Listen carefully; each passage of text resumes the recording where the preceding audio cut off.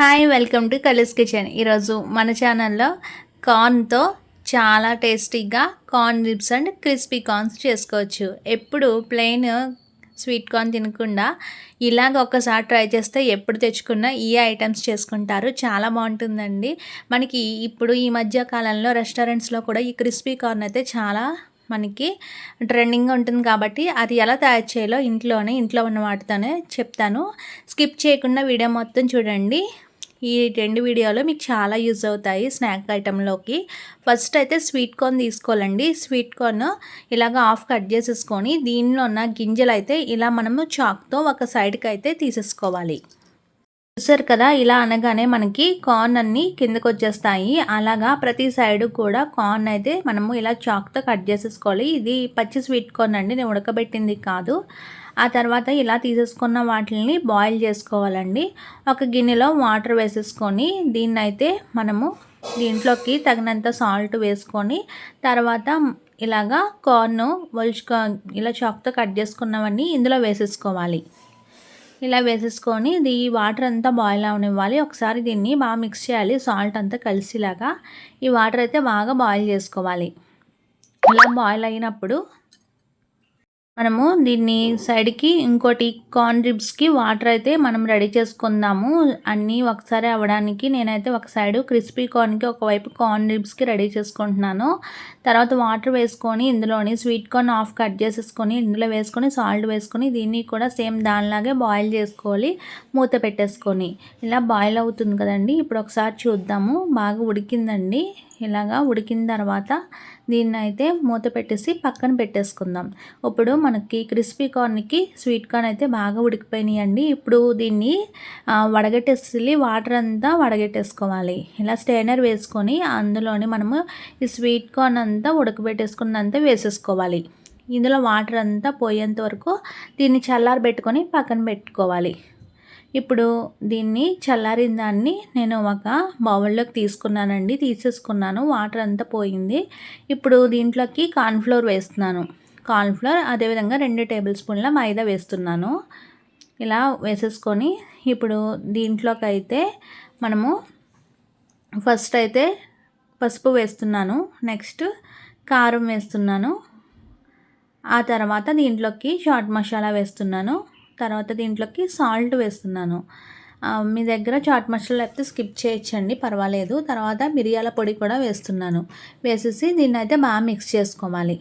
ప్రతి కార్న్కి మనం వేసుకున్న మైదా, కార్న్ఫ్లోర్, కారము, పసుపు, చాట్ మసాలా పట్టిలాగా చేత్తోనే బాగా మిక్స్ చేయాలండి. స్పూన్తో అయితే మనకి బాగా కలవదు కాబట్టి చేత్తోనే చక్కగా పైనుంచి కింద వరకు కార్న్ తీసుకుంటా దీన్ని అయితే బాగా మిక్స్ చేయాలి. లాస్ట్లో నాకు కొంచెం కార్న్ఫ్లోర్ అనేది తక్కువైందని మళ్ళీ వేసుకొని లైట్గా వాటర్ వేస్తున్నాను. దీనికి ఎక్కువ వాటర్ అయితే పట్టదు, స్వీట్ కార్న్ ఆల్రెడీ ఉడకబెట్టుకుందే కాబట్టి కొంచెం మాయిశ్చర్ ఉంటుంది కాబట్టి కొంచెం లైట్గా, ఎక్కువ కాకుండా నేను వేసినంత వాటర్ వేసి దీని అయితే మిక్స్ చేయండి.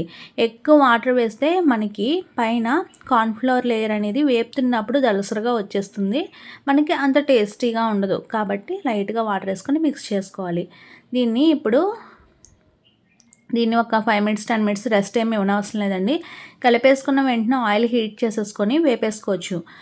దీన్నైతే మనము మీడియం ఫ్లేమ్ మీద మాత్రమే ఫ్రై చేసుకోవాలి. హై ఫ్లేమ్ మీద పెడితే ఇది మనకి స్వీట్ కార్న్ కాబట్టి మనకి బాగా హీట్ ఎక్కువైందంటే ఇది పాప్కార్న్ లాగా మనకి ఇలాగా బర్న్ అయ్యి పాప్కార్న్ లాగా పేలుతుంది. కాబట్టి మనకి బరస్ట్ అయ్యేంత వరకు దాన్ని అలా ఉంచకూడదండి. మీడియం ఫ్లేమ్ మీద వేపుకుంటూ ఉంటే కొంచెం మనకి ఉబ్బుతుంది కదండి, ఆ టైంలో అయితే దీన్ని తీసేసుకోవాలి. కొంచెం కేర్ఫుల్గా అయితే దీన్ని వేపుకోవాలి. కొంచెం ఆయిల్ అది మనకి అది స్వీట్ కార్న్ అది పేలి మనకు ఆయిల్ అనేది మొత్తము చెదురుతుంది కాబట్టి జాగ్రత్తగా దీన్ని ఫ్రై చేసుకోవాలి. కొంచెం ఉబ్బుతుంది అన్నటప్పటికే మీరు తీసేసుకోండి, లేకపోతే హీట్ ఎక్కువ అయ్యి అది బర్స్ట్ అవుతుంది మళ్ళీ మనకి కార్న్ అనేది. కాబట్టి జాగ్రత్తగా కేర్ఫుల్గా మనము దీన్ని వేపుకుంటే సరిపోతుంది. 2 ట్రిప్ కూడా వేసేస్తున్నానండి. వేసేసి దీన్ని మీడియం ఫ్లేమ్ మీద ఫ్రై చేసుకోవాలి. హై ఫ్లేమ్ మీద అసలు పెట్టద్దండి. హీట్ అనేది స్వీట్ కార్న్కి మనకి ఎక్కువ తగలకుండా చూసుకోవాలి. మీడియం ఫ్లేమ్ మీద జాగ్రత్తగా వేపుకోవాలి. మీడియం ఫ్లేమ్ మీద కూడా హీట్ ఎక్కువైతే కనుక లో ఫ్లేమ్ మీద పెట్టుకొని వేపుకోండి. పైన మనకి ఉబ్బుతుంది చూసారా, స్వీట్ కార్న్ బాగా ఉబ్బింది అంటే ఇది పాప్కార్న్లా బర్స్ట్ అవ్వడానికి రెడీగా ఉందని అర్థం. కాబట్టి ఈ టైంలో తీసేసుకొని దీన్ని అయితే మనము ఒక ప్లేట్లోకి తీసేసుకోవాలి. వేపుకున్న వాటిలన్నిటిని ఇప్పుడు ఇది ప్లేట్లోకి తీసేసుకోవాలండి. తీసేసుకున్నాక దీంట్లోకి ఇలా కూడా తినడానికి బాగుంటుంది, కానీ దీనికి కొంచెం స్పైసీనెస్ యాడ్ చేయడానికి లైట్గా నేను సాల్ట్ వేస్తున్నాను. తర్వాత దీంట్లోకి కారం అయితే వేస్తున్నానండి. మరి ఎక్కువ వేసుకోవద్దు, లైట్గా వేసుకుంటే సరిపోతుంది. మీరు పిల్లలకి పెట్టాలంటే కనుక ఈ కారము పసుపు అన్నీ వదిలేసి మామూలుగా పెట్టండి, వాళ్ళు తింటారు. తర్వాత దీంట్లోకి చాట్ మసాలా వేయండి. వేసేసుకొని దీన్ని అయితే బాగా మిక్స్ చేయాలి.